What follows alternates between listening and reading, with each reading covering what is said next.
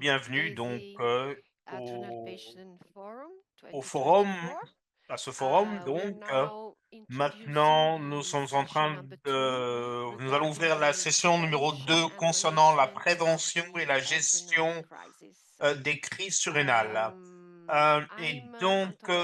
Je suis Antonella Campodolorto, je suis italienne et je suis patiente de la maladie d'Addison depuis 24 ans.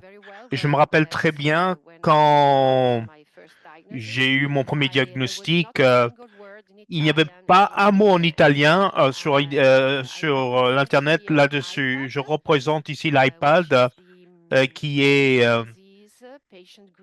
le, le groupe de patients souffrant de la maladie d'Addison en Italie. Et j'ai le plaisir d'introduire la doctoresse Irina Chifu qui nous vient d'Allemagne. Irina, est-ce que tu es là? Très bien. Et est-ce que, Sophia, tu veux peut-être présenter Philippa, vu qu'elle va parler d'abord? Enfin, c'est à toi de décider. Thanks, Antonella. Merci, Antonella. Et bien sûr, re-bienvenue à tous. I'm Sophia Lahana. I'm a clinical Sophia investigator Lahana, at City St George's University je in travaille London, and à I'm à internist l'université in de Londres. endocrinology. Je suis aussi Renal conditions and symptoms endocrinologue. are my area of Et research les problèmes, in les crises UK, surrénales sont mon domaine and I d'intérêt have been an endocrine nurse for almost et 20 ça fait years, plus de 20 ans que j'exerce ma profession working very et closely je with travaille de façon medical très centres and rapprochée avec other des groupes de organizations. patients et So it is d'autres a great organisations. pleasure at this Donc, c'est point un to plaisir introduce pour moi Philippa Sherman, de vous présenter Philippa who is Sherman, actually a Shaman, qui dermatologist. va nous parler de She l'expérience was patient diagnosed with autoimmune Addison's disease when she was qui a été 15 years diagnostiquée à old. l'âge de She lives 15 in ans UK de la maladie d'Addison now and has been doing for auto-immunitaire. 19 years Donc, ça alongside fait other health 20 conditions. 19 ans qu'elle Over this souffre de time, she cette has condition volunteered for her local patient support group et and now donc works with the elle Addison's travaille disease self-help group pour le groupe in the UK as de their self-help medical governance group, Addison Self-Help representative. Group au So thank you very Royaume-Uni much again, pour les patients Philippa, souffrant and we look d'Addison. Et donc, forward to merci beaucoup, Philippa. Tu as la Thank you parole very, very maintenant. much. I'll Merci, do my merci classic, beaucoup. share my slides and Donc, get je vais started. essayer de partager mes transparents. So, hello Mais everybody, bonjour à and vous thank you tous to et Sophie for merci hosting this pour fantastic event. organiser So, as ce très Sophia bel said, événement. Comme my name is Sophie elle a Philippa. dit, I've je had m'appelle Addison's Philippa, disease for je 19 souffre de la years maladie now, and d'Addison I was depuis 19 diagnosed ans when I was et j'ai été 15 years diagnostiqué à l'âge old. de For 15 the ans. past 5 years, my Pour les body 5 has had dernières an années, infusion pump, as standard je vivais procedure, avec une working for me. pompe, I see there's been a lot of questions about that in the mais ça chat, ne so I just fonctionnait pas. thought J'ai I'd vu qu'il y a eu mention beaucoup that. de And questions if you go là-dessus on the Addison's Disease Self-Help Group website, et qui ont été search présentées that, dans le you can chat. see the Donc, research trial et behind vous the pourrez voir dans le infusion chat pump. toute So la recherche qui a été faite here dans ce at the domaine. Addison's Disease Self-Help Group, we're a very small Dans charity. We've got notre groupe, 21,000 followers, so we've got a il est petit, spreadsheet mais il up y a online. 31 000 Hello. personnes qui nous And suivent en I hope ligne. from my experience Et of j'espère speaking que with people mon online and expérience en listening and parlant avec des hearing, gens en I ligne, can represent que some je of your pourrais experiences today as well. peut-être vous éclaircir un petit peu aussi. So I am Et going to share donc, with you je vais two partager external avec crises vous I've had. deux crises One is surrénales que an j'ai emotional vécues. stress Un qui a trigger été and another déclenché with a par un physical stress stress émotionnel et trigger. l'autre qui a été déclenché par un Both these I'll stress share how physique. I coped Et with là, my je vais treatment and how I partager communicated comment my needs j'ai in été these two traité et different comment j'ai été situations. communiqué mes besoins dans les différentes Everyone's situations. experience is Tout le different, monde, so les and expériences we're de all tous sont different in our différentes. bodies. So Donc, always chacun remember to listen to aura your body and des listen to corps your différents, bien body. sûr, et donc faites As I attention d'écouter can't votre talk propre about something corps. as Et significant je, as an adrenal crisis without highlighting je how ne peux pas parler upsetting these experiences quelque chose are d'aussi to important qu'une everyone, crise surrénale sans souligner à quel as well point as the more cela often est physical difficile impacts on us. et So sans to souligner everyone les who's been impacts through an adrenal physiques. Et pour tout crisis le monde qui a vécu experience, I'm cette so sorry to crise, hear this. je I suis hope it désolé goes quickly l'avoir, and d'entendre cela parce que c'est effectivement douloureux. the first adrenal crisis Donc, la première experience I crise had, I que j'ai think, was vécue, actually on a plane, c'était which sur is un quite avion, dramatic. ce qui était vraiment dramatique. So I Et was donc, 17 years j'avais old at 17 the ans time. I'd only à been l'époque. diagnosed with this J'avais about seulement a été year. So I was still diagnostiqué depuis learning 2 my ans, donc j'étais en routine train, toujours en autumn, train de and I l'apprendre. also wasn't Et, aware of et j'étais pas emotional stress could conscient impact my que le stress hormonal émotionnel levels. pourrait avoir un impact I had sur ces just crises. finished a period of J'avais stressful juste terminé une written période exams, and I stressante hadn't d'examen accessed through this period. et I just thought I was drained et j'étais juste, je pensais tout simplement que j'étais épuisé, mais en même temps, j'avais des vertiges, j'avais mal à la tête, j'avais la nausée, et donc ce sont effectivement des symptômes liés à un manque de cortisol. Mais je prenais pas les médicaments supplémentaires et j'essayais de me débrouiller. Après avoir terminé mes examens, je suis parti en vacances en Espagne. Et cela a ajouté plus de stress à mon corps qui venait juste en traversant un aéroport plein de monde. Et je volais très fréquemment. C'était mon sixième vol depuis le diagnostic et les autres vols s'étaient bien passés à part celui-là. Et donc là, j'étais sur un avion dans le ciel quand subitement je me suis senti une nausée extrême et je me suis écroulé sur mon siège. On m'avait dit que je bégayais et je commençais à avoir des spasmes et, j'étais froid au toucher et mes lèvres étaient très pâles. Et quand j'étais là dans les nuages, quand ça s'est passé, c'était pas facile, bien sûr. Et quelles étaient les actions que j'ai entreprises? Eh bien, donc, c'était similaire à ce qui se serait passé si on était au sol. Donc, j'ai un kit d'urgence d'injection. Donc, mes parents immédiatement ont pris mon sac à main et m'ont injecté. Et le personnel à bord m'a annoncé, est-ce qu'il y a un médecin à bord? Et heureusement, il y avait un médecin à bord. Et ce médecin très gentil a pu donc me rassurer le personnel à bord que cette injection était ce dont j'avais besoin grâce aux directives sur les crises surrénales que j'avais dans mon sac à main et que je vous ai montré ici sur l'écran. Vous voyez ici, ça m'a pris entre 20 et 30 minutes pour retrouver mes esprits. Et quand j'ai repris mes esprits, je me suis senti terrible on a atterri. Quand on a atterri, on m'a mené directement à l'hôpital local sur place. Et donc, ce qui était extrêmement vital, c'était d'avoir effectivement ce petit guide sur les crises surrénales en anglais et en espagnol. J'ai obtenu ça du site web de Alison Disease Self-Help, où ce guide est traduit en 11 langues différentes et ce guide peut être téléchargé. Et comme beaucoup de gens l'ont mentionné lors d'autres présentations, il y a même une carte qui résume un peu toute l'information et avec le site web indiqué sur la carte. Et donc ma guérison était rapide vu que l'injection avait effectivement rééquilibré mon niveau hormonal. J'étais seulement dans l'hôpital pendant 24 heures. Et après, j'ai passé le reste des vacances en me reposant et en réduisant ma dose. J'ai réduit ma dose de stéroïdes sur la base de comment je me sentais tous les jours. Et donc, quelles sont les leçons apprises de cette crise surrénale? Si vous avez un kit d'injection d'urgence, il faut toujours prendre ce kit avec vous avant de quitter la maison, même si vous allez chez des amis pendant quelques jours ou aller à l'étranger. J'ai vérifié donc mon kit d'injection et j'ai vu, par exemple, qu'un des ampoules s'était brisé. Si je ne l'avais pas vérifié, si je n'avais pas remplacé cette ampoule, euh, ma crise surrénale aurait pu se terminer de façon bien plus dangereuse. Donc, gardez toujours des médicaments supplémentaires, gardez ça dans vos sacs à main.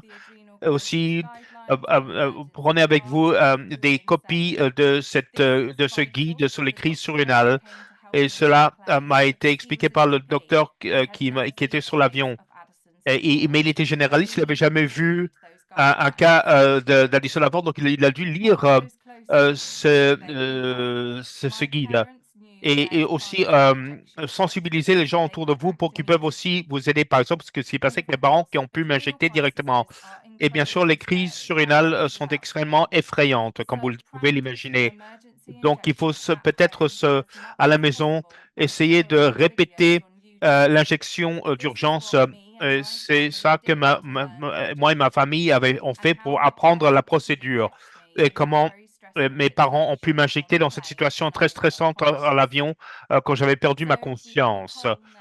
Donc, on a un sondage et vous pouvez participer à ce sondage qui traite de cette. Vous allez le voir maintenant ici. Et là, je vais lire la question. est-ce que vous avez dû augmenter votre dose de stéroïdes pour répondre à un déclencheur émotionnel et psychologique? Le docteur Alessandra a donné quelques exemples. Par exemple, ça peut être le stress, le divorce, ce genre de choses qui peuvent déclencher. Genre oui, non, ou je ne savais pas que ça pouvait être un déclencheur potentiel d'une crise surrénale qui était la situation dans laquelle j'étais moi-même d'ailleurs. Donc, votez, voilà. Je vais relire la question pour que, voilà. Est-ce que vous avez dû augmenter votre dose de stéroïdes pour répondre à un déclencheur émotionnel, psychologique tel que le stress, le chagrin, etc. Donc, voilà. Donc, ça va être vraiment intéressant de partager les résultats. Voilà les résultats. Et donc, vous voyez, 81% d'entre vous ont dû augmenter votre dose de stéroïdes et 11% n'ont pas dû le faire et 8% ne savaient pas que cela pourrait être un déclencheur potentiel. Et donc, c'est vraiment bien d'avoir ces sessions comme celle d'aujourd'hui euh, et pour, euh, et ce qui nous ramène à la présentation d'Alessandro. Et maintenant, je veux partager avec vous avec une expérience qui a été déclenchée par un aspect physique, la gastro-entérite. Qu'est-ce qui s'est passé ici? C'est que j'avais vraiment attrapé un virus dans mon intestin qui m'a fait vomir. J'avais la diarrhée. J'ai essayé de prendre des tablettes supplémentaires, mais je vomissais. Et alors que je perdais, je commençais à avoir du vertige, j'ai commencé à m'auto-injecter après le deuxième épisode de vomissement. Je suis heureuse d'avoir fait cela parce que quand on sait que le kit d'injection, il faut l'assembler soi-même. J'ai dû faire ça en étapes vu que je me sentais tellement mal. Dès que j'ai ouvert la boîte et ensuite il fallait que je perdais la conscience. J'ai dû donc ensuite sortir la seringue, m'arrêter et j'ai ensuite dû ouvrir l'ampoule que j'ai cassée parce que j'arrivais pas à me coordonner. Donc c'était important que j'avais une deuxième ampoule et là j'ai pu effectivement m'auto-injecter. Et là, j'ai appelé 999, le numéro d'urgence. Je dis seulement que j'avais une crise surrénale. Et ensuite, j'ai réussi cependant à téléphoner à ma famille. Et ensuite, j'ai perdu ma connaissance. Et ce dont je me rappelais après, c'est que j'étais à l'hôpital. C'est la seule chose dont je m'en rappelle. Et quand j'étais à l'hôpital, comme nous le savons tous, être préparé est vital pour accélérer le traitement que nous recevons, ainsi que pour expliquer notre condition rare aux infirmières. Me voici dans la photo à l'hôpital. Et comme vous pouvez voir avec la flèche rouge, j'avais mon ampoule avec moi à tout moment. Et il y avait aussi des copies euh, avec une liste des médicaments que je prends. Il y avait aussi des brochures qu'on peut obtenir à l'hôpital et que vous pouvez avoir dans le groupe de soutien de patients. Et j'ai aussi gardé ma carte d'urgence à côté de moi euh, pour que chaque infirmière euh, pouvait voir que j'étais dépendante des stéroïdes. Et j'avais aussi ma bijouterie médicale. J'avais aussi de l'hydrocortisone supplémentaire sur moi si ma condition s'empirait. Euh, J'espère que ces expériences montrent que où que vous soyez, il faut toujours avoir une identification de stéroïdes en cas de crise.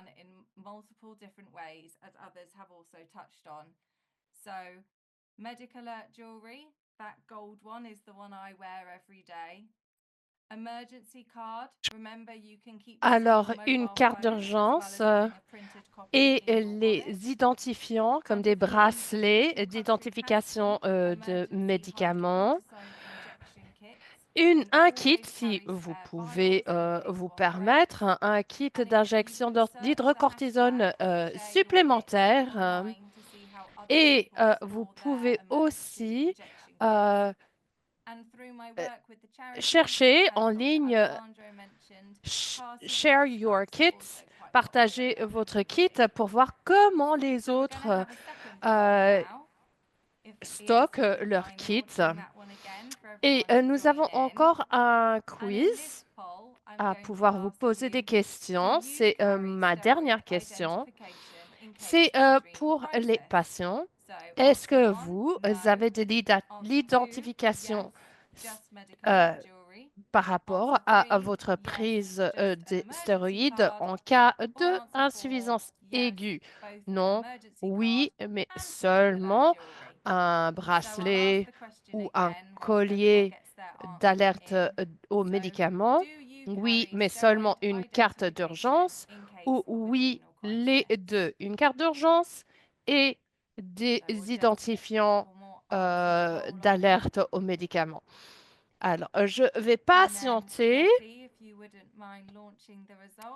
et si nous pouvons potentiellement maintenant regarder les résultats, 6% d'entre vous ne vous fournissez pas d'une carte, ni de bracelet, ni de collier. 8%, vous n'avez que vos identifiants sur votre personne. Oui, vous êtes 37% à avoir la carte, mais vous êtes 50% à couvrir toutes les bases en vous fournissant d'un bracelet ou d'un collier et une carte d'urgence que vous portez sur votre personne. Dans les deux scénarios que je partageais avec vous, la cause de mon insuffisance aiguë était claire, mais ça peut être difficile d'apprendre qui peuvent représenter des symptômes à vous-même. Je vous suggère de tenir un journal où vous mettez vos symptômes. Si vous sentez mauvais une journée, mettez les conditions de la journée. Une journée stressante au travail, qu'est-ce que vous avez fait? Est-ce que vous avez pris 5 mg supplémentaires d'hydrocortisone? Et est-ce que ça a résolu votre malaise? Oui ou non? Ça va vous aider à apprendre plus par rapport à votre propre corps, de reconnaître des différentes tendances et aider les autres éventuellement, particulièrement ceux qui doivent prendre soin de vous. Et si vous êtes en crise, vous avez documenté combien d'hydrocortisone vous avez pris. Ça peut aider les médecins quand ils essayent de vous traiter et ça nous aide aussi pour plus tard à voir comment nous nous sentiez, le timing de la prise de dose. Si vous êtes dans un pays qui ne dispose pas des kits d'urgence pour les patients, je veux vous partager cette histoire de espoir. Est-ce que vous pouvez atteindre si vous soutenez votre groupe de plaidoyer aux patients et des associations de représentation des patients? Pendant COVID, ici au Royaume-Uni, nous avons travaillé avec une charité au Brésil pour les aider à fournir toutes les personnes atteintes des maladies surrénaliennes avec des kits d'urgence. Mon conseil, c'est de retrouver le groupe de soutien dans votre pays. Si vous n'êtes pas sûr s'il y en a, si ça existe, vous pouvez cliquer sur ce lien pour faire une recherche. S'il n'y a pas de groupe, vous pouvez en fonder. Ça peut vraiment combler un écart. Détenez-vous d'une carte d'urgence dans votre langue locale. Ayez toujours de l'identifiant par rapport à vos médicaments sur votre personne. Éduquez-vous et ceux qui sont autour de vous, qu'ils soient conscients de vos symptômes et de comment vous administrez l'injection. Et je vais arrêter maintenant le partage. Merci Philippa pour cette intervention superbe. Je vais donner la parole à Antonella. Oui, j'ai beaucoup apprécié votre présentation interactive. C'était intéressant. Je présente Dr. Irina Chifu de l'Allemagne, clinicienne scientifique et spécialiste dans la médecine interne, endocrinologie, diabétologie à l'hôpital université de Würzburg en Allemagne. Son intérêt de recherche principal, c'est l'insuffisance surrénale avec concentration sur le risque cardiovasculaire sur cette population de patients. Alors, Irina À vous d'intervenir. Prenez la parole. Bonjour. Pendant 10 minutes, je peux vous dire bonjour ou bonne matinée. Alors, merci pour l'invitation de pouvoir représenter et intervenir sur ce sujet intéressant. Je vais commencer à partager mes diapositives. Alors, nous avons entendu cette présentation très intéressante du point de vue du patient qui peut être très dramatique, mais Philippa est un patient très éduqué qui est très important. J'ai déjà regardé les questions que vous avez montrées qui ont été posées au préalable. Il y a eu des clusters importants. C'est déjà comment reconnaître en tant que patient que je suis en train de rentrer dans une période d'insuffisance aiguë. C'est très important et nous avons des problèmes, même du côté médical, à reconnaître l'état aigu. Et c'est cette identification qui peut être liée avec des protocoles d'urgence pour ne pas laisser un patient en attente pour un traitement approprié. Irina, vous êtes en train de montrer deux diapositives. Est-ce que vous voyez la bonne diapositive maintenant? Oui, et c'est parfait. Merci. Alors, qu'est-ce une insuffisance aiguë? C'est une urgence endocrinienne. Il n'y en a pas beaucoup, mais il y en a des urgences endocriniennes qui doivent être considérées comme étant potentiellement fatales.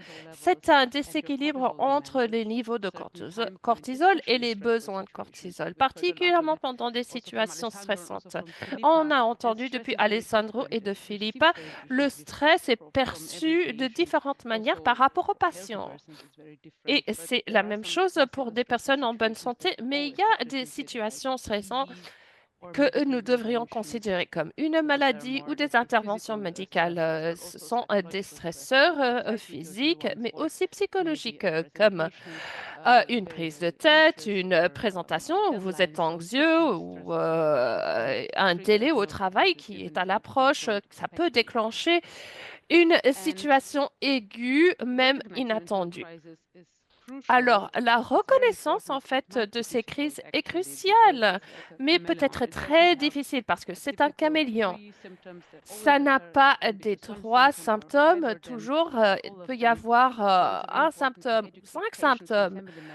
Alors, c'est très important d'éduquer sa famille, ses proches et aussi des professionnels en soins de santé. Et les symptômes les plus communs, tout seul ou en association, c'est la fatigue. Si vous sentez comme si votre batterie est vraiment épuisée, vous êtes vraiment, vraiment très fatigué, une tension basse ou une tension artérielle qui chute, comme les patients de maladies surrénales, que vous avez une pression, une tension qui a tendance à être assez basse, de la nausée, du diarrhée peut être un symptôme d'une période aiguë et aussi une température élevée, des douleurs abdominaux, des douleurs articulaires et de muscles, la fièvre, un état de confusion, perte de conscience, c'est vraiment quelque chose qui peut bloquer un traitement approprié, particulièrement si vous êtes seul. Alors, ça devrait vous donner les informations qu'il faut alerter des employés, des professionnels de soins de santé. Et avec les professionnels, il faut prendre des analyses sanguines pour voir les niveaux de sodium, la glucose et les niveaux de potassium. Alors, en termes de déclencheurs, il y en a des diverses, les classiques et traditionnels qui n'ont pas changé. Les infections gastro-intestinales et tout ce qui est lié avec une fièvre, ce sont des déclencheurs traditionnels. Alors après, il y a le stress physiques, psychologiques qui peuvent déclencher cette crise parce que le stress, c'est le stress en termes de la réponse physique à ces stress, que ce soit physique ou psychologique. Et puis, il y a des déclencheurs non connus où vous n'identifiez rien. Alors, vous ne pouvez pas l'identifier sauf avec l'arrivée des symptômes, la survenue des symptômes. Il y a des déclencheurs qui sont prévisibles, qui s'effectuent de temps en temps, mais qui ne devraient pas, comme la chirurgie. S'il n'y a pas une couverture des demandes en cortisol avant ou pendant la chirurgie, un médicament ou un schéma de médicaments insuffisant, inadéquat, quelqu'un qui arrête de prendre ses médicaments et la déshydratation, particulièrement avec une hausse de température que nous voyons autour du monde, un changement en prise médicamenteuse, aussi l'intoxication d'alcool, ça peut déclencher la chimiothérapie, une réaction allergique, mais ce sont des causes de crise prévisibles, évitables. Alors, pourquoi les crises sont aussi dangereuses? Ces périodes d'insuffisance aiguë. C'est pas facile parce que des fois, si nous essayons d'avertir un patient, ils ont peur de leur maladie, il faut être sensibilisé sans avoir peur, mais c'est nécessaire d'expliquer ces éléments. Ça peut mener vers une détérioration du statut de santé rapide. Comme Philippa a décrit, que rapidement, on peut s'invalider avec une chute en cortisol. La conscience est aussi très importante. Si vous ne pouvez pas vous lever, si vous ne pouvez pas réfléchir, vous ne pouvez même pas injecter votre cortisone ou prendre des comprimés et demander de l'aide, appeler à l'aide. Et ça, c'est horrible parce que si vous ne pouvez pas administrer le cortisone pendant quelques heures, qui est vraiment une période courte, vous arrivez à un état où le corps ne répond plus à de l'administration du cortisone qui peut résulter euh, en décès, ce qui est voilà, fatal. Alors, c'est le point de non-retour. Alors, que faites-vous si vous avez une crise? Vous prenez votre cortisol et vous l'injectez. C'est plus rapide. Les muscles ont un flux sanguin très élevé et c'est mieux de le faire comme ça. Mais si vous prenez, par exemple, des médicaments pour réduire les symptômes ou alors du coup et vous avez des autres complications, vous pouvez prendre des comprimés, mais dans les cas où vous n'avez pas l'injection chez vous, ce qui devrait jamais se faire, mais ce que vous pouvez faire, c'est prendre 10 mg d'hydrocortisone, 10 fois 10 mg d'hydrocortisone, mais sauf si vous vomissez, comme Philippa a dit, on a pris, mais elle vomissait, alors du coup, ça ne restait pas dans le corps. Et un suppositoire, mais le suppositoire ne marche pas si vous avez un diarrhée. Et si vous utilisez les suppositoires, vous devriez toujours appeler à l'ambulance au moment où vous administrez le cortisol et le cortisone. Et vous allez à l'hôpital ensuite. La gestion n'est pas difficile. Ça doit être connu par tous les médecins. Si vous ne vous avez pas injecté, c'est important que le médecin vous injecte dont l'administration intraveineuse et l'infusion d'hydrocortisone doit suivre de 24 heures à 200 mg. Et s'il n'y a pas manière de l'administrer en continu, vous pouvez leur donner des bolus de 50 mg tous les 6 heures et dès qu'ils se sentent mieux, ils peuvent manger, boire et prendre leurs comprimés. Nous doublons le dose pendant au moins 48 heures. Ce qui est aussi très important, c'est la récupération et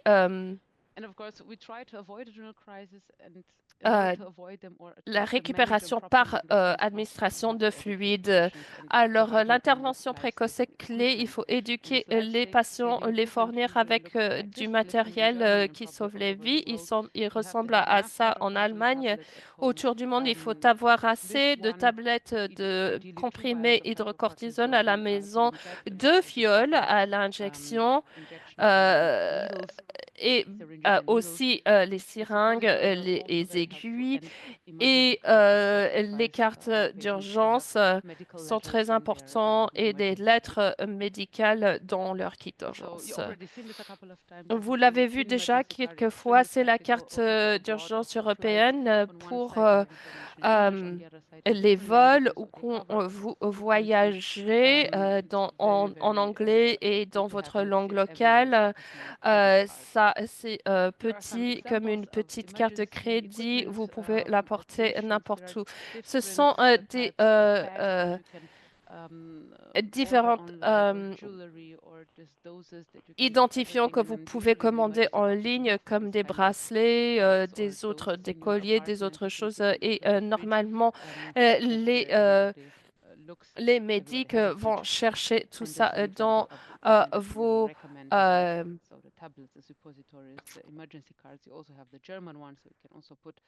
alors, vous avez aussi les ici en Allemagne, en allemand, vous avez les différentes matériels d'urgence pour l'insuffisance surrénale, mais l'éducation du patient normalisée, ça, c'est un exemple d'une formation en Allemagne avec une infirmière d'études, un médecin, 5 patients qui amène aussi un proche avec eux. C'est important de leur former les deux. Ça prend 3 heures. C'est de l'éducation, formation standardisée, normalisée avec des différentes modifications par rapport à l'insuffisance primaire, secondaire, tertiaire, comment gérer, ajuster leur posologie, les situations stressantes et ils injectent le cortisone ou une solution de sodium pour avoir une solution salinée pour voir comment changer les aiguilles, l'aiguille longue, l'aiguille courte et les proches aussi,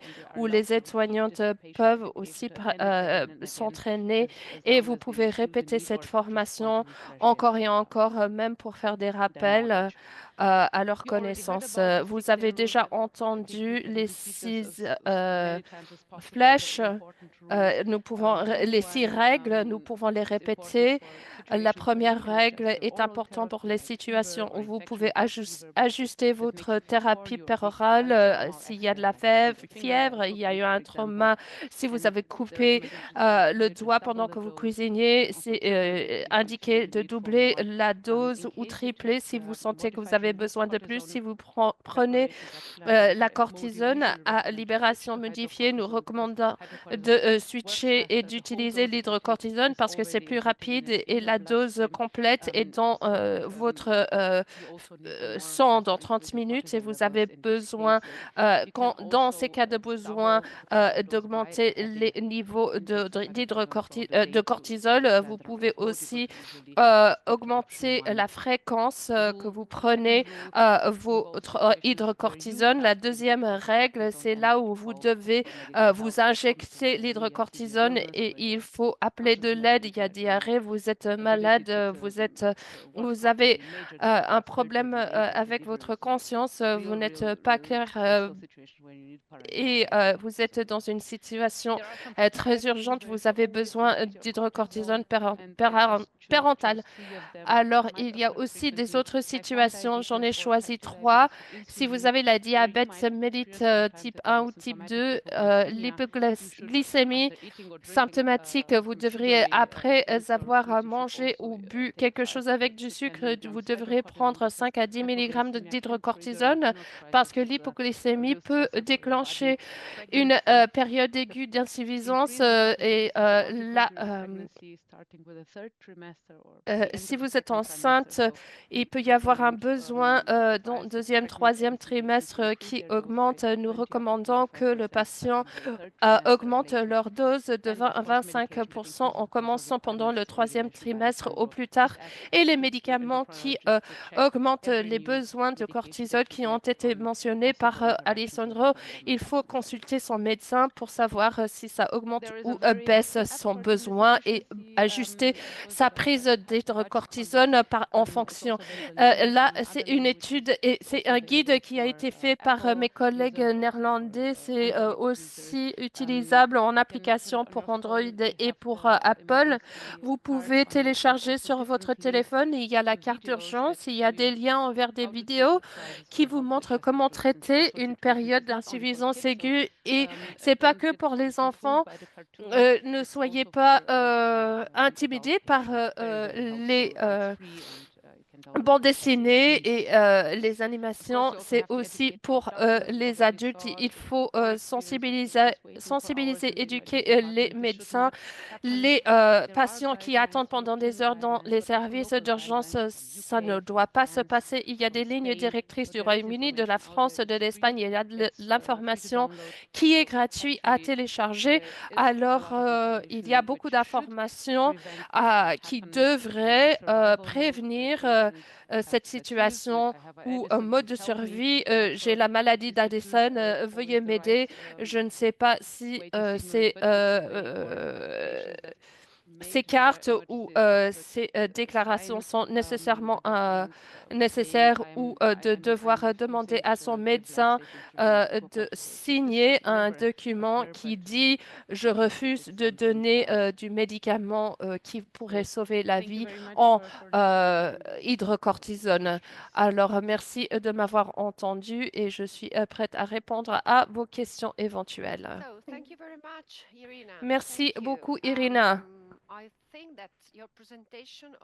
Je pense que votre présentation a déjà répondu à quelques questions qui ont été posées sur la liste de questions parce que ça a été indiqué clairement dans le cas d'une maladie au niveau moyen ou d'une période aiguë plus élevée. Sophia, est-ce que vous voudriez commencer avec les questions qui ont été posées pendant l'intervention? Nous allons demander des questions qui sont centrées autour de l'insuffisance, la crise ou l'insuffisance surrénalienne aiguë. Merci pour votre présentation. Il y a plusieurs questions autour de la différence entre les services locaux dans des différents pays, particulièrement en termes de services d'urgence, l'injection du cortisol, d'hydrocortisone ou la disponibilité d'hydrocortisone dans plusieurs pays européens. Les patients sont fournis avec des kits d'injection d'urgence, mais il y en a des pays où ils n'en disposent pas. Est-ce que vous voudriez en parler de ce que je sais que vous avez travaillé, Philippa, avec beaucoup de groupes de plaidoyer des patients autour du monde? Oui. Alors, l'exemple que je vous ai donné, c'était la situation de Brésil. Et pendant le Covid, il fallait se fournir d'un kit d'injection. Et au Royaume-Uni, nous en disposions de beaucoup. Alors, la charité du Royaume-Uni a pu soutenir la charité brésilienne. Et toute l'histoire est racontée sur notre site web, mais moi, je vous suggère de retrouver le groupe de soutien des patients dans votre pays ou dans votre région. Et s'il n'y en a pas, vous pouvez en fonder. Et comme nous voyons tous les patients d'autour du monde et les cliniciens autour du monde qui sont présents, il existe des cliniciens qui sont prêts à vous aider. Merci, Philippa, Irina. Quelque chose que vous voudriez rajouter en termes des alternatives? si l'hydrocortisone parentéral n'est pas disponible, ben, c'est absolument critique. Il y a aussi des comprimés et des suppositoires, mais ce n'est pas du tout suffisant. Il faut absolument que les pays fournissent l'hydrocortisone en injection. Nous voyons même dans des différentes régions de l'Allemagne, il y a des patients qui ont le droit de s'injecter, les autres qui n'ont pas. Mais c'est très important que les patients soient formés et fournis avec ces kits pour pouvoir s'injecter à la maison. Merci.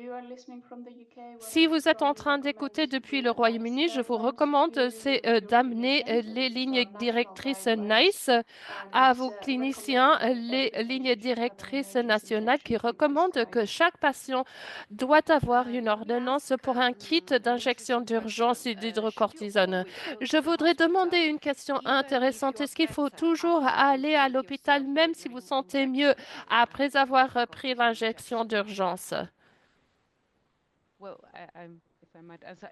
Si je peux me permettre, nous recommandons oui, parce que ça peut être le cas que vous allez être suivi, observé pendant quelques heures et vous allez pouvoir rentrer. Mais c'est aussi important de vous fournir des infusions intraveineuses de l'eau salinée et aussi de pouvoir analyser les électrolytes. Il y a un peu de soutien qui pourrait être nécessaire si vous êtes déshydraté, etc. Si vous avez une infection gastro-intestinale, c'est possible que le patient puisse commencer à vomir encore et puis ça redéclenche une crise. Oui, je rajouterais, moi, si j'avais une phase aiguë de l'insuffisance, j'allais toujours à l'hôpital pour savoir qu'il n'y avait pas quelque chose dans les analyses sanguines qui indiquait qu'il y avait quelque chose qui se passait en complément, on va dire. Il y a aussi une question, si vous avez aussi le diabète, la diabète type 1 et vous avez aussi l'hypoglycémie, comment savoir si c'est une période aiguë d'insuffisance ou c'est lié avec la diabète, l'hypoglycémie. Alors, nous formons nos patients pour reconnaître les symptômes. Comment les former alors, cette question est une bonne, mais une période aiguë peut manifester en hypoglycémie et vomissement, mais nous les demandons de ne pas en penser. Ça peut être hypoglycémie, ça peut être période aiguë et ça peut être la cause, ça peut être lié. Alors, prenez votre injection et allez à l'hôpital. Allez-y. Oui, et vomissement, c'est un déclencheur d'une période aiguë d'insuffisance. Alors, si vous commencez à vomir, préparez-vous de vous injecter. Il n'y a pas de dose toxique d'hydrocortisone. Si vous êtes en doute, si vous y réfléchissez, faites-le. Ça ne peut pas vous faire mal, mais ça peut sauver votre vie, ça peut vous donner les heures dont vous avez besoin pour aller à l'hôpital. Merci Philippa. Nous avons rajouté des liens dans la fonctionnalité questions et réponses faites en référence pour les informations y liées, comme des programmes de fourniture des kits, comme vous avez en Allemagne, et qui est malheureusement pas disponible dans tous les pays, mais il y a des pays avec des ressources très utiles. Nous vous recommandons de les utiliser et de prendre conscience de ce qui est disponible dans votre région. Alors, il y a une question et qui a été posée en amont s'il y a une période aiguë qui peut se passer sans symptômes, sans signe d'infection et avec une détérioration rapide. Moi, je rajouterais que quand vous avez une gastro, c'est la pire et la manière la plus rapide de rentrer dans une crise. C'est frustrant. Enfin, c'est vraiment frustrant. C'est pour ça que, oui, c'est pour ça que les patients doivent souvent être en mode stand-by, souvent. Et ce que j'ai vécu plusieurs fois, c'est qu'il y a des patients qui m'ont dit, eh bien, ils étaient en train de rénover leur maison, ils ont fait tout ce qu'ils pouvaient, mais ils n'avaient pas ajusté leur dose. Tout allait bien ce jour-là, mais le jour d'après, ils se sont sentis mal. La crise surrénale est arrivée, donc même ça peut arriver à retardement. Et donc, c'est une explication possible, mais peut-être le stress psychologique, peut-être on ne le sent pas sur le moment comme stress, et ça peut déclencher une crise comme un examen ou quelque chose comme ça. C'est peut-être une possibilité. Mais parfois, il n'y a pas de rien qui déclenche de clair. Enfin, c'est très frustrant et j'entends ça dans notre association. Il y a des gens qui ont des crises qui arrivent très rapidement, sans aucune raison apparemment. Et c'est tout simplement parce que tout le monde est différent, chacun digère ses stéroïdes de façon différente. Et donc, je sais moi-même que ma crise était beaucoup plus rapide quand j'étais adolescente que maintenant quand je suis dans la trentaine. Donc, il faut toujours être préparé. Il y a une question intéressante liée à ça. Demander si les symptômes de l'Addison changent ou est-ce que les crises surrénales deviennent pires alors qu'on vieillit. Oui, les symptômes changent, vu que le corps change, et ça dépend bien sûr si on est en phase de puberté et donc c'est pour ça qu'il faut avoir un journal des symptômes. Parce que souvent on oublie ce qu'il faut écrire. Donc si on est un peu confus, il faut toujours bien noter un petit peu les symptômes dans le journal. Ça peut vraiment être utile. Je suis tout à fait d'accord avec toi. Tout à fait, ça dépend évidemment. Et ensuite, avec l'âge, il y a des comorbidités qui peuvent arriver et la tension artérielle aussi change alors qu'on devient plus vieux.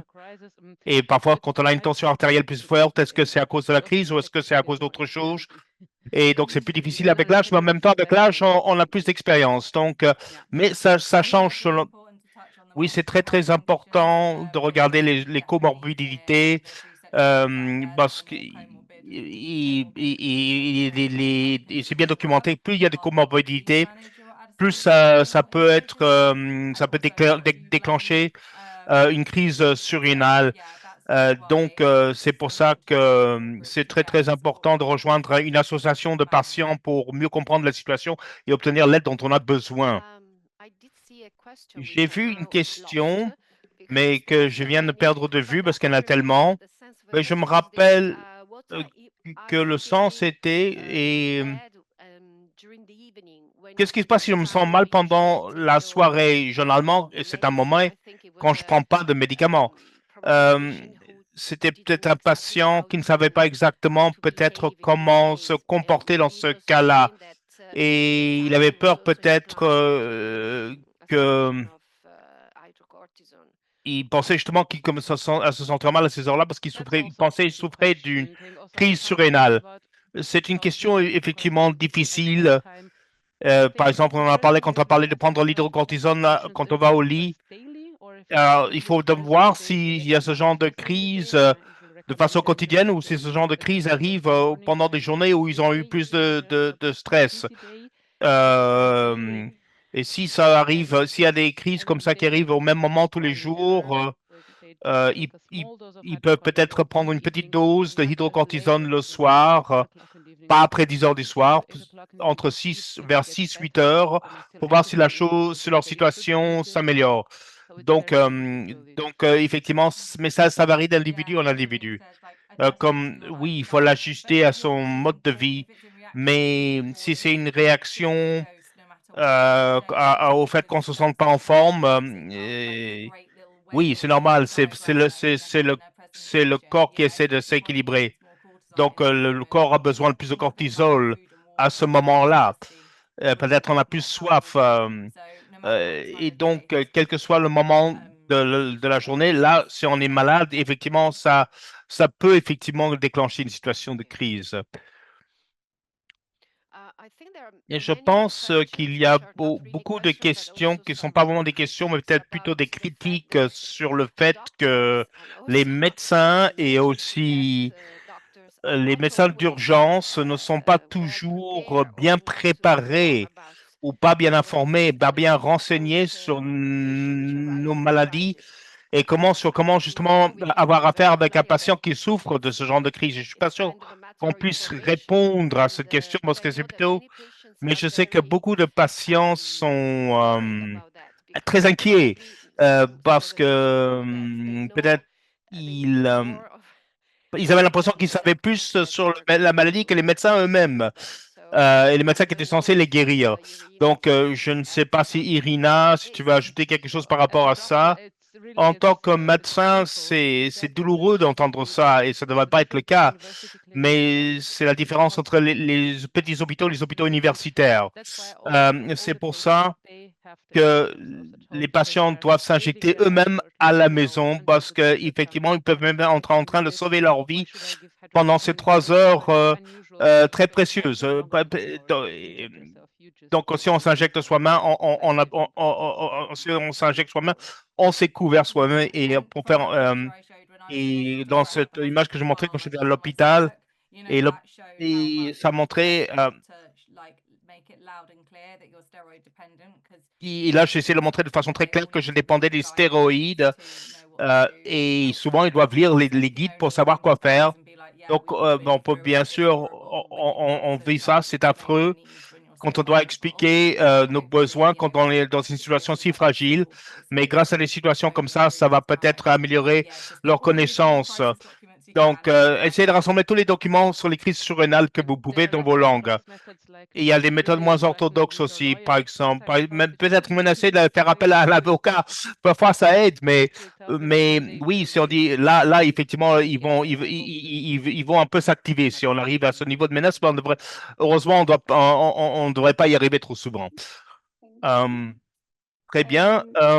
Et donc, il y a une question venant sur l'avenir, justement. Sur les... Est-ce qu'il y a des plans d'avenir pour des protocoles d'urgence qui vont être mis en œuvre à travers l'Europe, par exemple, ou au niveau national, au moins? C'est difficile parce que la réglementation locale change. Enfin, la première chose à faire est très facile. Il faut juste s'injecter et c'est conseillé dans toutes les directives. Euh, mais c'est vrai que c'est le cadre réglementaire local qui doit s'ajuster. Il y a des normes européennes, mais bon, c'est difficile parce que il y a des institutions différentes, mais ça ne veut pas dire que toutes les institutions ont un protocole rigoureux. C'est pour ça qu'effectivement que les associations de patients essaient de normaliser la chose. Et donc, il faut pour l'instant travailler ensemble. Et ce qui est terrible, c'est quand on a une maladie rare, c'est de se faire entendre. C'est ça qui est difficile. Et les gens travaillent là-dessus pour qu'effectivement, pour qu'il y ait une harmonisation de nos voix, et que ce soit entendu. En Allemagne, on développe effectivement des directives nationales par rapport à ça. Et on a impliqué des représentants des départements d'urgence pour ces directives. Donc, avoir des représentants, ça pourrait effectivement être une solution pour que je suis d'accord. Et c'est important qu'en tant que patient que vous apportiez ces directives à leur attention. Alors, parce que effectivement, l'insuffisance surrénale est une condition assez rare, donc on ne peut pas s'assurer que tous les patients en soient au courant. Donc, et certains patients sont très contents de découvrir ces directives qui leur donnent des conseils sur ce qu'il faut faire.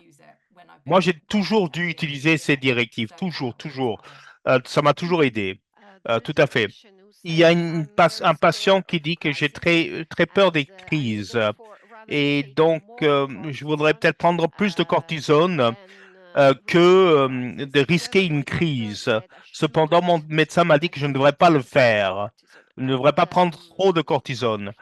Donc, à quel niveau est-ce qu'on peut arriver à un niveau de surdosage, justement? Comment est-ce qu'un patient peut comprendre s'il est en train de surdoser, s'il y a une overdose? Oui, là, ça c'est aussi, on nous a posé cette question plusieurs fois. Si on a un surdosage, on verra pas ça du jour au lendemain. Ça, c'est quelque chose qui avait arrivé sur plusieurs semaines ou les conséquences plusieurs mois.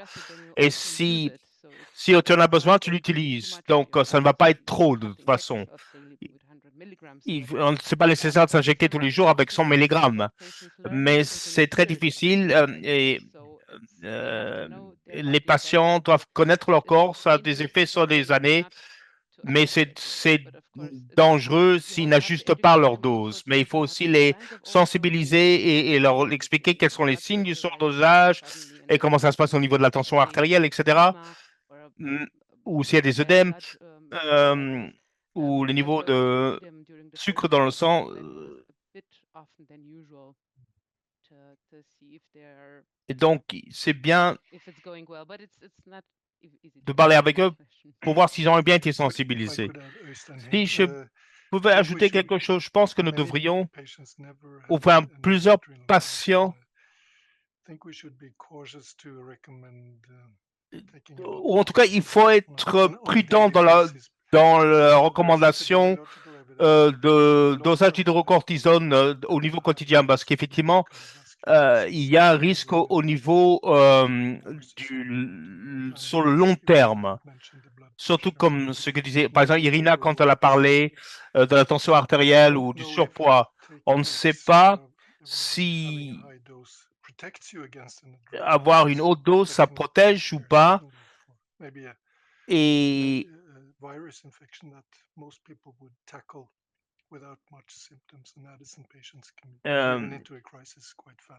et ça peut effectivement. Il faut trouver un équilibre, je pense, de toute façon. C'est ça qui est important. Merci, je suis tout à fait d'accord avec ça. Je pense effectivement que suite à une étude récente d'Irina Balkenstein des États-Unis qui nous a montré que les patients qui prennent des doses quotidiennes font face à un risque plus élevé de crise surrénale. Donc, prendre une dose sur une base quotidienne, ça ne protège pas forcément. Est-ce qu'il y a peut-être d'autres intervenants qui veulent dire quelque chose et que peut-être peut-être ouvrir la discussion à des questions d'ordre plus général. Donc, merci beaucoup. Et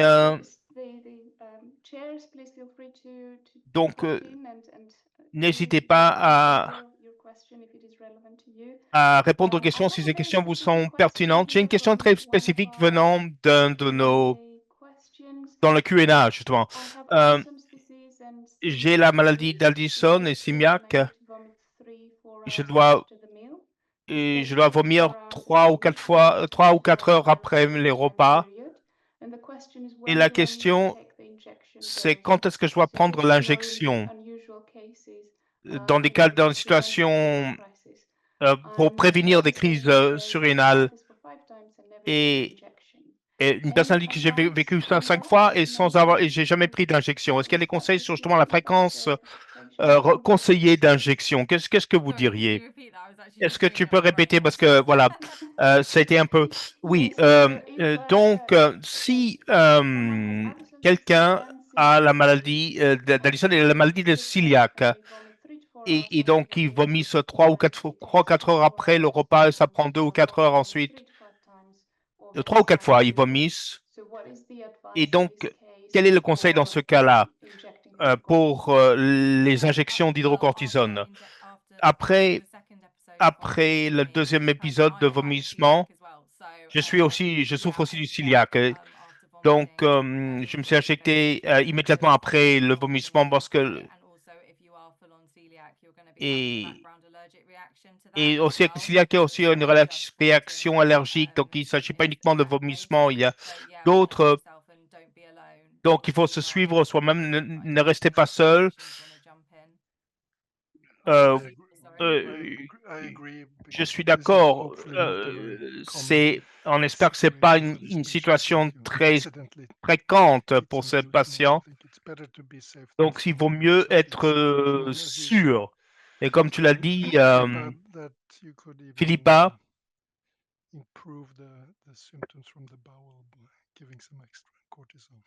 peut-être on peut ajouter un peu de cortisone pour un petit peu affaiblir la réaction allergique. Teresa, did you want to add something? Teresa, tu voulais ajouter quelque chose à ça? Non. À part cela, je suis d'accord avec Philippa parce que j'ai aussi une intolérance au gluten, donc je dois faire la même chose quand j'ai une crise surrénale. Mais je voudrais poser une question qui a été envoyée en direct qui disait qu'est-ce qui se passe si on devient malade, si on a une fièvre le soir, quand normalement on ne prend pas une autre dose? Qu'est-ce qu'on devrait faire? Et le conseil là-dessus était, je pense qu'on a déjà répondu partiellement à cette question. Oui, enfin, il y a les règles de dosage. Et les cliniciens pourraient peut-être avoir une meilleure réponse. Donc, il faut s'ajuster quand on a la fièvre. J'ai l'information du Dr. John Watts qui me dit qu'apparemment, il y a un nouveau conseil sur les doses à 4 heures du matin quand on est malade. Est-ce que vous avez entendu parler de ça, de ce dosage à 4 heures du matin quand on est malade? Oui, certains patients, j'en parle dans le forum, oui, enfin, chaque patient est une situation individuelle, mais là, il faut faire une recherche sur les cycles circadiens. Il n'y a pas un traitement standard. Ça dépend de votre corps au niveau individuel. Merci. Merci, Philippa, oui. Il y a certaines questions ici. Je ne suis pas sûr si on peut parler de nouvelles thérapies concernant l'effimodie, le traitement pour le CAH et comment c'est différent de l'hydrocortisone et quels sont les avantages. Peut-être, Alessandro, tu peux répondre. Oui, l'effimodie, comme l'hydrocortisone, donc c'est le même molécule, mais avec un autre dosage. Et c'est absorbé d'une façon différente de l'hydrocortisone. Et la façon dont l'effimodie est prise, c'est 2 fois par jour, avec une dose plus importante autour quand on va au lit. Et l'avantage de l'effimodie, c'est qu'il y a une absorption plus lente. C'est-à-dire quand le patient le prend le soir, ça commence à être absorbé après 4 heures, ce qui veut dire que le niveau de cortisone va commencer à monter lors des premières heures de la matinée, ce qui veut dire que quand ils se réveillent, ils vont se réveiller avec des niveaux de cortisol normaux. Et comme Einstein l'a dit plus tard, mais c'est seulement disponible pour les patients qui souffrent de hyperplasie. J'espère que ça va être disponible aux patients qui souffrent de maladie d'Addison dans les 2-3 années à venir. Et mon expérience, c'est qu'avec ce médicament, les patients se sentent mieux, surtout le matin, parce que ils ont moins de fatigue quand ils se réveillent et en général, ils se sentent mieux de toute façon. Oui, je suis Alexandro, peut-être c'est celui qui a le plus d'expérience avec l'effimodie, mais on l'a essayé avec quelques patients comme solution alternative et il y a très bons rapports là-dessus d'ailleurs. Ou en tout cas, il y a des échos très positifs, surtout le matin. Donc, je pense que c'est quelque chose d'encourageant pour traiter la maladie d'Addison et on espère que ce sera disponible, largement disponible dans les années à venir. Même expérience à Würzburg, où on a fait la transition vers l'effet maudit pour les patients qui souffrent de l'Addison et, et la plupart, on a essayé donc l'effet maudit à la place de la pompe d'hydrocortisone et on a eu de très bonnes expériences. Oui, oui, moi je pense que ça me rappelle aussi ce que j'ai vécu. Commencer, il y avait une question sur les anticorps dans la partie, dans les questions générales. Et si je peux peut-être réagir à cette question, des gens viennent avec un niveau limite des anticorps et ce problème a été adressé en Italie. Et quand on regarde le dernier papier, on peut voir qu'approximativement, s'il n'y en a que des fonctions surrénales normales et des anticorps, un des patients sur 10 aura l'Addison dans 10 ans. Donc, beaucoup de gens vivent avec les anticorps ont une fonction surrénale normale et certains font jamais face à la maladie d'Addison, mais il y a un risque. Donc, si on peut, si on voit par exemple un niveau rénin élevé et s'il y a des mauvais résultats au niveau du test de synactène, les chances sont plus élevées qu'on va faire face à la maladie d'Addison. Donc, mais la plupart des gens ne vont pas effectivement succomber n'auront pas la maladie d'Addison. Cependant, je ne sais pas si vous êtes d'accord sur cette. Les gens commencent à s'inquiéter. Je crois que la chose la plus importante, c'est d'être s'informer de façon rigoureuse sur les symptômes de la maladie d'Addison pour qu'ils puissent vérifier s'il y a vraiment un risque. Pas forcément devoir faire un test de synactène, devoir refaire un test de synactène, c'est peut-être un peu trop, mais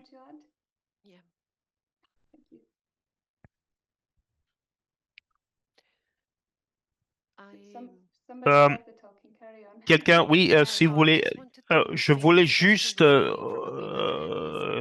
prendre ces questions d'une perspective féminine. On ne parle pas beaucoup de spécifiques problèmes auxquels font face les femmes. Par exemple, quand on a nos règles, qu'est-ce que les hormones font avec le cortisone? Parfois, on a besoin de surdoser. Même chose avec les pilules contraceptives. Est-ce qu'il y a des interactions avec la ménopause et la grossesse? Est-ce qu'on pourrait avoir justement des commentaires par rapport à un commentaire d'un point de vue clinique sur ces questions? Oui. D'abord, un commentaire sur les contraceptifs. C'est pas un problème si on souffre d'insuffisance surrénale. Ça peut être un problème si tu es diagnostiqué avec une condition et un contraceptif peut avoir un effet sur la mesure du cortisol dans le sang. Donc parfois, il faut arrêter ça pendant quelques semaines si on n'est pas sûr du diagnostic. Et en ce qui concerne la période des règles, c'est très important.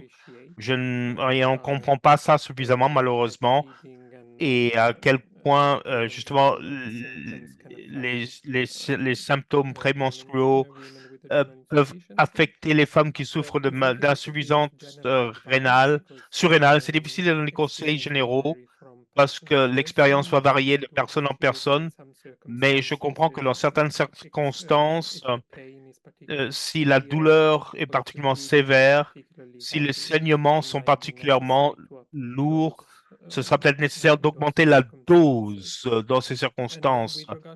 Euh, En ce qui concerne la ménopause, là,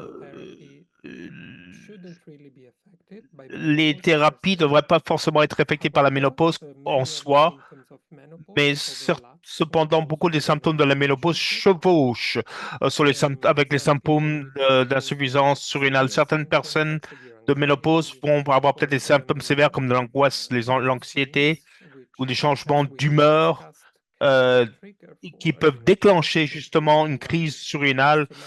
Et donc, mon conseil par rapport à ça, c'est que si on vit des symptômes de ménopause très sévères, ça serait peut-être bien de parler avec son médecin parce que des, des, ta- des thérapies de remplacement, d'autres thérapies de remplacement pourraient peut-être aider dans le cadre de la gestion d'une crise, d'une insuffisance surrénale.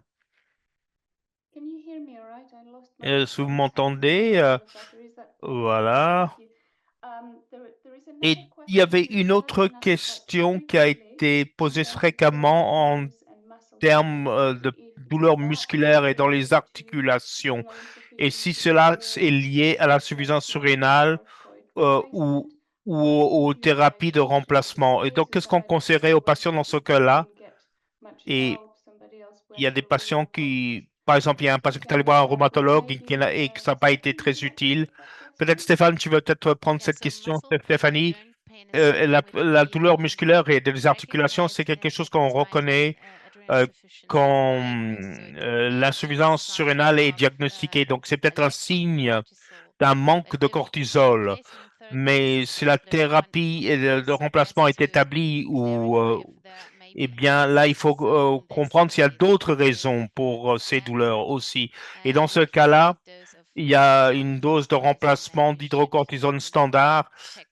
Et là, il faut vérifier avec le généraliste si des recherches supplémentaires sont nécessaires pour voir s'il y a d'autres raisons pour ces douleurs au niveau des articulations ou douleurs musculaires. Antonella, do you have any other questions? Antonella, est-ce que tu as une autre question? You're on mute. Oui, si tu peux activer ton... oui, je disais que j'ai remarqué plusieurs questions qui posaient des questions sur la pompe. Je ne sais pas si on a répondu aux questions concernant la pompe d'hydrocortisone. Le traitement par pompe,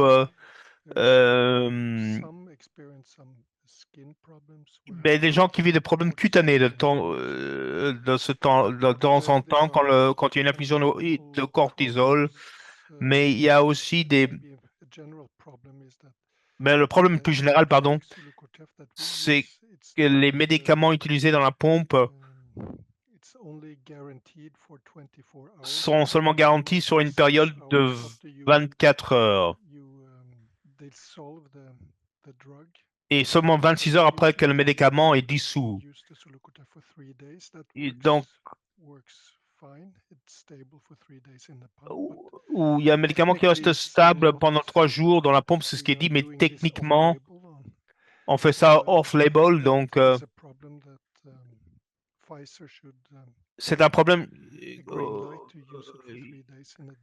Pfizer devrait donner le feu vert pour pouvoir utiliser ces médicaments pour une période de 3 jours, parce que la pompe peut fonctionner pendant 3 jours, même si les médicaments, pour l'instant, ne fonctionnent pas pendant plus de 24 heures. Et donc, ça, c'est la dernière chose qu'on a essayé. On a essayé tout en utilisant, en variant les doses. Et on a essayé aussi FMODI. Et si rien d'autre ne marche, et là, on offre le traitement par pompe. Peut-être je peux réagir. Je suis tout à fait d'accord. J'utilise une pompe depuis 5 ans, mais ça c'est seulement parce que tous les autres traitements ont échoué. J'ai essayé tous les stéroïdes et ça ne s'adapte pas à tout le monde. Et s'il y a des problèmes de digestion, par exemple, ça peut fonctionner, mais les gens je pense que les gens devraient plutôt s'attendre à ce que FMODI produise des résultats encourageants. Mais donc, si au Royaume-Uni, si vous voulez, et des questions. Si vous voulez avoir plus d'informations sur les questions de traitement par pompe, je l'ai posté sur mon site. Si vous allez sur le site de Addison, il y a une section qui concerne les pompes et ça va vous lier effectivement aux études, et les études au niveau international, mais je pense que même en tant qu'utilisatrice de pompes, ça répond pas à tous les problèmes. Donc, suivez la recherche en cours et parlez avec votre endocrinologue pour s'assurer s'il y a peut-être des nouvelles. Euh, No, I think it's, as you mentioned, Philippa, some exciting developments in the Bristol group with Georgina Russell has published a study where they compare Comme a été the use mentionné pulsed par pump Philippa, il ranges y a even aussi more les études physiological. And I think sur maybe in the des future pompes with de pulse custom-made avec des pumps for pulsations et cortisol ça va être treatment. le Problem with the futur insulin avec pump is encore that plus you've got to d'adaptation program it en termes to give these du rythme pulses as short as you physique. want them to be. So, but Alors, there's in c'est Italian difficile pump avec that les they pompes used in this actuelles study, but d'avoir une libération assez it's not so courte que nécessaire. Il y a des études en nice to Italie use. I avec think une so. pompe, mais elle n'est pas très I think the ergonomique, patient pas très advocacy agréable. groups Mais will je be pense que important les maybe groupes to de push this plaidoyer issue des for pump treatment patients and seraient make it importants more pour easy soutenir cette utilisation de deregulate pompes all et the de déréguler hindrance aussi in the pump treatment. les blocages actuels par rapport au traitement par pompe. Oui, en fait, c'était l'essai du Bristol NHS que j'ai fait. Et ce n'est pas comme une pompe diabète, comme un iPhone qui est très technologique. C'est vieux. Elle est une vieille pompe, mais elle est très utile si vous avez des problèmes gastro.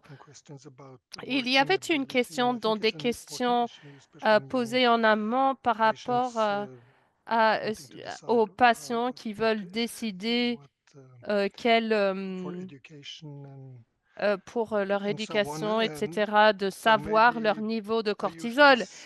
Et moi, je dis souvent, il faut éviter, oui, des professions les plus stressantes, de travailler les quarts de nuit.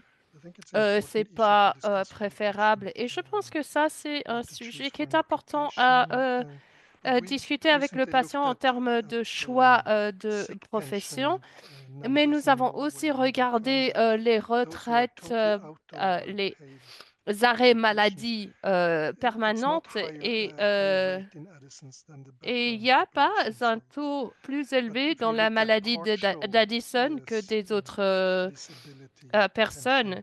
Mais si vous regardez la retraite, alors un arrêt handicap partiel, là, les patients avec la maladie Addison sont un peu plus élevés que la population normale. Ces patients peuvent alors faire du travail en temps partiel et alors du coup ne pas aller au-delà de leurs limites. Je pense que c'était encourageant en regardant ces études. Et si vous regardez aussi les congés de maladie, les patients avec Addison ne sont pas plus malades que des autres patients. Mais nous avons en Norvège un taux élevé de congés maladie plus élevé que la Suède ou le Danemark en termes de population malade en général. Je ne sais pas pourquoi. Si vous avez des chiffres depuis des autres pays en Europe par rapport aux congés maladie ou arrêt maladie permanente définitive, vous savez, Sophia? Moi, je connais pas des chiffres nationaux, mais des chiffres locaux. Peut-être en Allemagne, c'est la même. Mais je pense que c'est vrai que c'est un problème. C'est important aussi pour le patient d'être dans un environnement de soutien, particulièrement d'avoir l'équipe médicale qui leur soutient, l'éducation des patients et retrouver le bon traitement pour un patient donné. Ils peuvent potentiellement retourner au travail avec un bon soutien.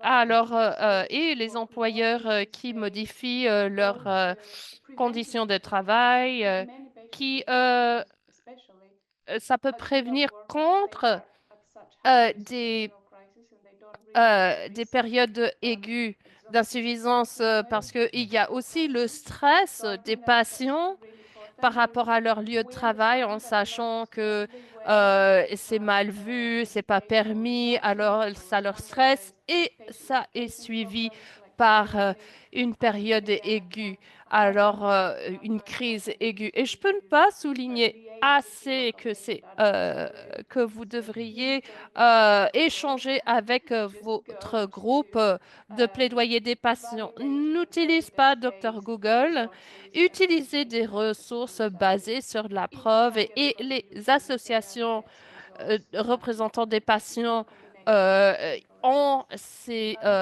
There's ces another question informations actually which maybe évaluées par slightly des pairs, similar to this etc. one in Il y a terms une autre of question patients un with peu Addison's près disease. similaire Some people have asked if pour this les is still patients avec la prevalent, maladie Addison, what pour the savoir si CDC c'est is doing, if they are euh, taking action, and whether they si are at c'est risk une of maladie other autoimmune familiale, conditions alors and how should génétique, they et be si monitored. ces So patients thank you sont for à asking risque for pour des autres conditions et clarification comment les clarification. suivre.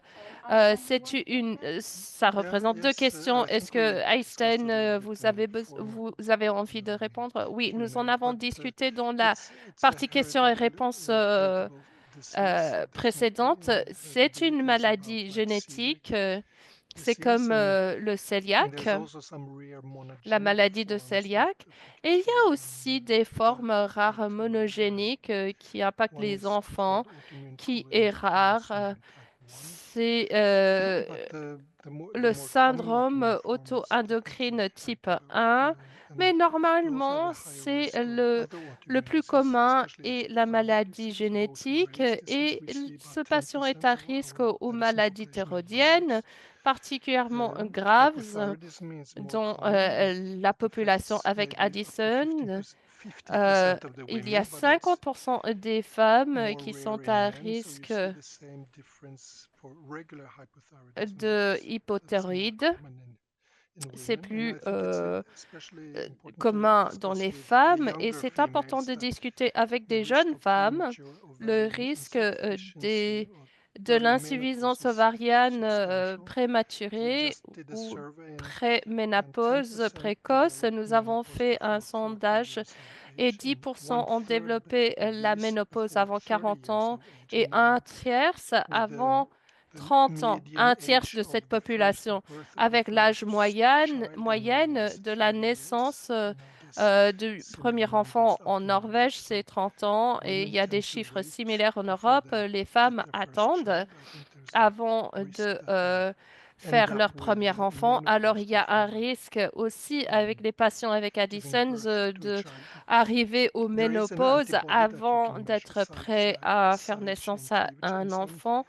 And Il if y it's a un positive, enzyme qui peut you don't have être to develop early menopause. But if it's negative, the risk testé et analysé. Si c'est is very low positif, for il n'y developing a pas early menopause. Si But c'est it's not négatif, en fait, le available, I risque de think, as a développer le routine ménopause analysis. So précoce for the n'existe pas. most Si part, c'est I think it's positif, il y a un important risque to élevé. inform. Mais je pense que c'est plus Don't important postpone de the sensibiliser planned son pregnancy patient et de ne if it's pas possible. attendre à devenir enceinte si le patient le veut.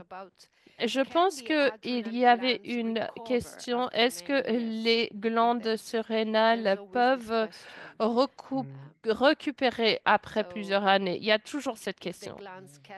Si les glandes peuvent récupérer et revenir à un état de fonctionnement ou partiel.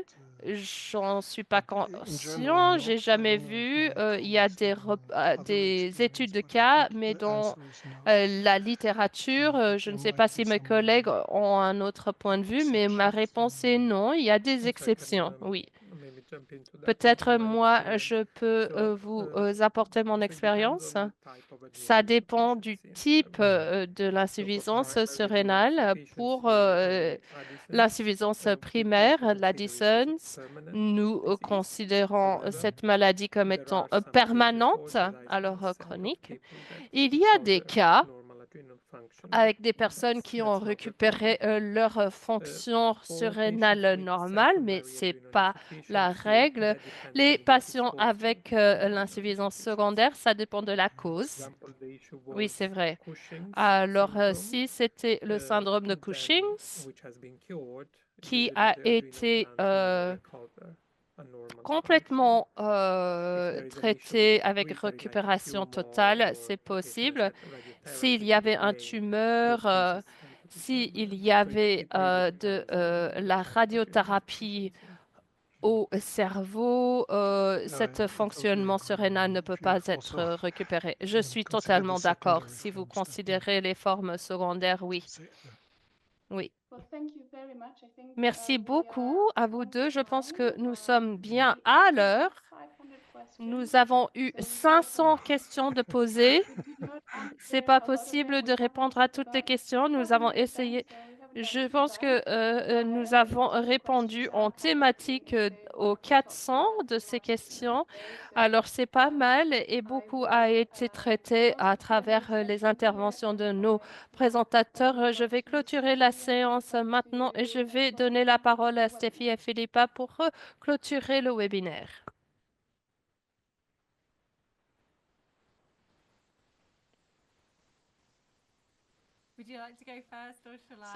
Est-ce que vous voulez aller d'abord ou moi? Non, c'est à vous. Ah oui, ben, merci absolument à tout le monde pour votre présence. Un grand remerciement à ESE de l'avoir établi la plateforme. J'ai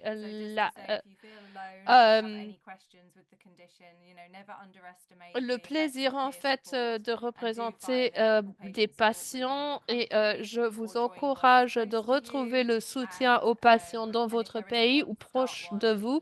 Et s'il n'y en a pas un groupe de soutien, vous pouvez en mettre en place et nous ne serions rien sans la guidance des experts ici. Alors, je remercie tout le monde pour votre engagement. Oui, moi aussi, je voudrais dire que l'interaction est importante. Je voudrais remercier les intervenants, les organisateurs, les présidents, l'équipe d'organisation derrière les rideaux.